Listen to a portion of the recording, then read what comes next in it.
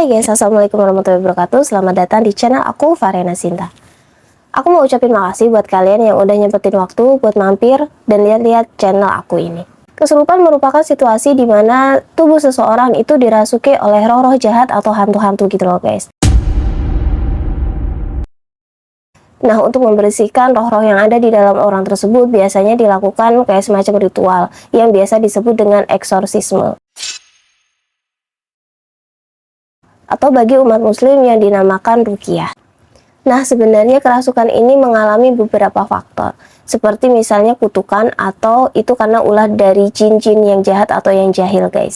Nah, tanda seseorang ini kesurupan juga bermacam-macam gitu loh guys, seperti misalnya merayap di dinding, suara yang parau, dan mendadak tiba-tiba menjadi lebih kuat, bahkan tenaganya lebih dari yang seperti biasanya atau di atas rata-rata. Bahkan di dalam beberapa kisah fenomena ini menyebabkan korban jiwa guys. Hal itu terjadi lantaran tubuh yang dirasuki oleh roh-roh tersebut tidak mampu menampung energi roh yang sangat besar. Dan kali ini aku akan merangkum 9 kerasukan dan eksorsisme terparah sepanjang masa. Gak perlu berlama-lama lagi, mari kita langsung eksekusi videonya. Yang pertama adalah Annelies Michael. Annelies ini merupakan seorang gadis muda yang kala itu didiagnosa memiliki penyakit gangguan jiwa gitu loh guys. Ia didiagnosa mengalami depresi dan pendengaran yang kala itu mengharuskan dia dirawat di rumah sakit. Seiring berjalannya waktu, Annelies ini semakin bertambah parah gitu loh. Bahkan Annelies ini mulai tidak suka dengan hal-hal yang berbau agama. Maka dari itu pihak keluarganya serta gereja mengatakan bahwa Annelies ini dirasuki setan.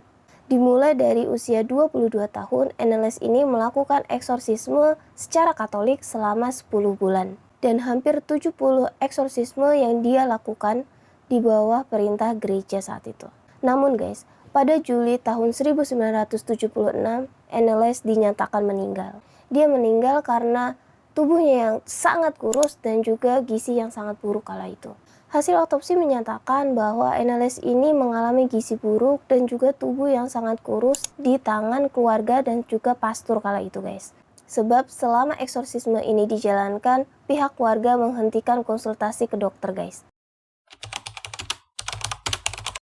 Anna Eklund. Kerasukan Anna ini berlangsung selama beberapa tahun, dimulai dari 1912 ketika ia masih berusia 14 tahun kala itu. Kasus kerasukan Anna ini datang dari kutukan yang dibawa oleh ayah dan juga tantenya bernama Mirna.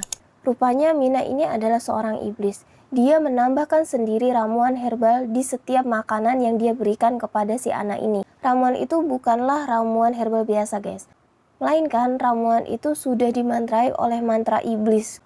Eksorsisme ini dilakukan pada tahun 1912 dan saat itu memang membuahkan hasil guys. Namun eksorsisme ini hanya bersifat sementara guys, karena ketika si Anna ini berusia 16 tahun, yakni di tahun 1928, dia kembali kerasukan. Dia lebih banyak dirasuki oleh setan-setan yang merasuki ke tubuhnya. Lalu eksorsisme pun dijalankan di sebuah biara di Iowa, Amerika Serikat, dan dijalankan selama 3 sesi. Namun guys, kali ini eksorsisme yang dilakukan ini sangat parah hingga menyebabkan tubuh si Anna ini rusak parah.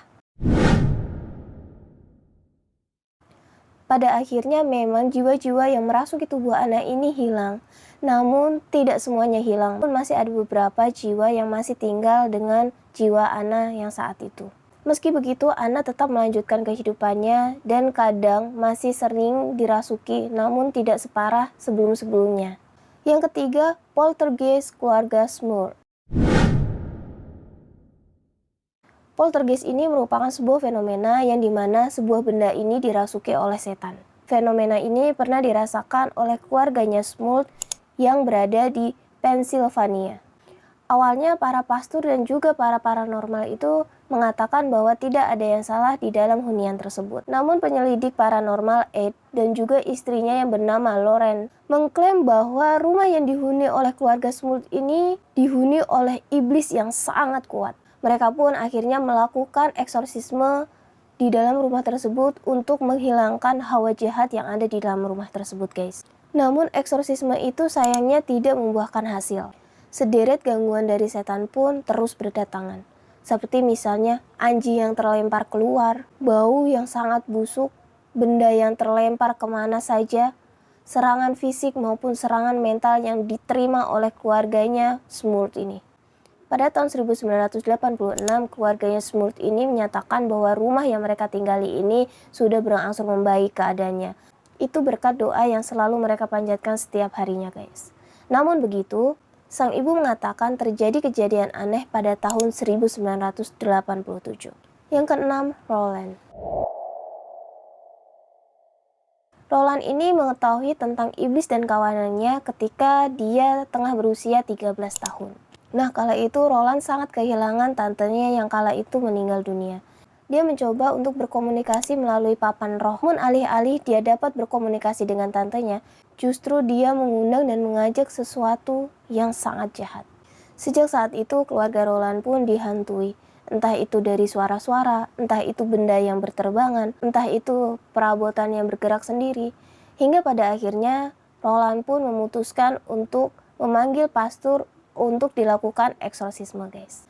Mereka pun memanggil seorang pastor yang bernama Lutheran. Setelah mengamati perilaku orang-orang yang di sana, pastor Lutheran ini merekomendasikan bahwa untuk si Roland ini harus dilakukan eksorsisme. Selama eksorsisme ini berlangsung, Roland menyayat lengan imam Katolik menggunakan tempat tidur agar menghentikan ritual yang tengah dijalaninya. Nah, setelah menjalani eksorsisme ini, Roland pun mengikuti eksorsisme selama 30 kali.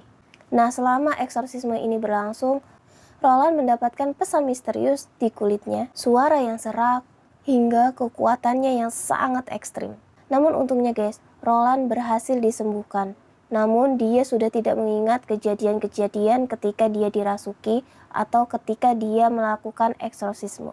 Yang kelima ada David Berkowitz. Dikenal sebagai pembunuh berantai pada masanya, David mengaku bahwa sebenarnya yang membunuh itu bukan dirinya, melainkan ada jiwa-jiwa yang ada di dalam dirinya yang merasukinya hingga membuat dia membunuh orang-orang tersebut. Di antara tahun 1976 sampai 1977, totalnya David telah melukai orang sebanyak 7 orang. Dan juga David membunuh sebanyak 6 orang.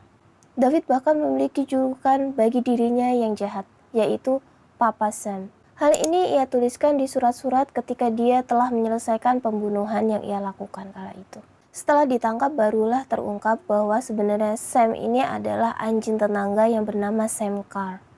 Dalam buku hariannya, dia menulis bahwa sebenarnya di dalam tubuh anjing tersebut ada seseorang yang berusia 600 tahun, yang juga bernama Sam, yaitu seseorang yang pecandu minuman keras dan gemar mengkonsumsi darah manusia, guys. Selain itu, David menyatakan kekhawatirannya, yaitu suatu saat nanti Papa Sam akan berevolusi menjadi humanoid atau iblis dalam keadaan yang lebih lengkap.